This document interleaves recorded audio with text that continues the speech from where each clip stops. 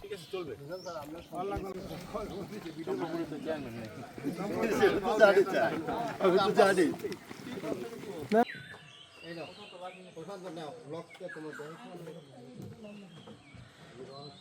আচ্ছা আমি পিছনে গেছি গেছি না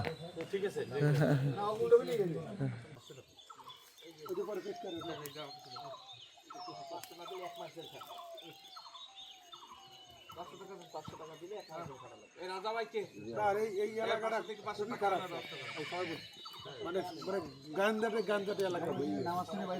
প্রত্যেকটা মুরব্বী একই কথা বলছে যে আমরা